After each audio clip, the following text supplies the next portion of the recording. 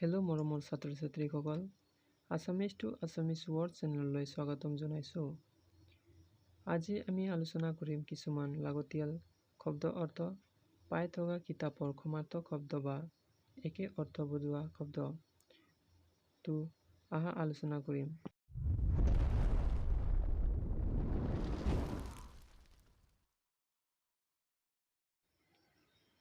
প্ৰথমতে আহিল অলেখ। অলেখৰ শব্দ অৰ্থ হ'ল লেখ বা গণনা কৰিব নোৱাৰা অসংখ্য বিস্তৰ বহুত। তাৰ পিছত আহিল অব্যাহত। অব্যাহতৰ শব্দ অৰ্থ হ'ল অবাধ বাধাহীন অনগ্ৰল।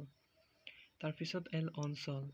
অঞ্চলৰ শব্দ অৰ্থ হ'ল কোনো এক ভৌগোলিক পৰিসীমাৰ বিশেষ খণ্ড এলেকা বিশেষ ভূখণ্ডৰ কোনো এটা ভাগ। তাৰ পিছত আহিল অনুষ্ঠান সভা অধিৱেশন বৈঠক শাস্ত্ৰীয় ক্ৰিয়াকৰ্ম উৎসৱ আদি। তাৰ পিছত আহিল অভিমুখে। অভিমুখে শব্দ অৰ্থ হ'ল ফালে দিশে। তাৰ পিছত আহিল অস্ত। অস্ত শব্দ অৰ্থ হ'ল মাৰ যোৱা তললৈ নামি নেদেখা হোৱা। অক্ষিপট। অক্ষিপট শব্দৰ অৰ্থ হ'ল চকুৰ মণিৰ ভিতৰৰ ফালে থকা মিহি ছাল। তাৰ পিছত আহিল অনাগত। অনাগত শব্দ হ'ল ভৱিষ্যত যি এতিয়াও অহা নাই। তাৰ পিছত আহিল অদম্য। অদম্যৰ শব্দ অৰ্থ হ'ল যাক দমাব বা বশ কৰিব নোৱাৰি অদমনীয় দুৰ্জয়। তাৰ পিছত আহিল অংগ ভংগী। অংগ ভংগীৰ শব্দ অৰ্থ হ'ল অংগৰ সঞ্চালন মুখ আদিৰ ধাৰ অংগৰ ভাঁজ। তাৰ পিছত আহিল আচৰণ। আচৰণৰ শব্দ অৰ্থ হ'ল আচাৰ ব্যৱহাৰ ৰীতি যেনে ধৰ্মাচৰণ। তাৰ পিছত আহিল আবেদন।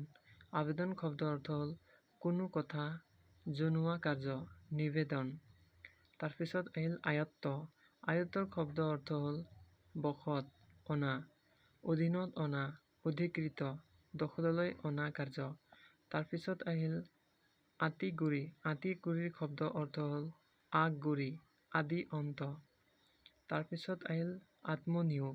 আত্মনিয়োগৰ শব্দ অৰ্থ হ'ল স্বনিয়োজিত কোনো কামত নিজকে লগোৱা কাৰ্য। তাৰ পিছত আহিল আত্মীয় স্বজন।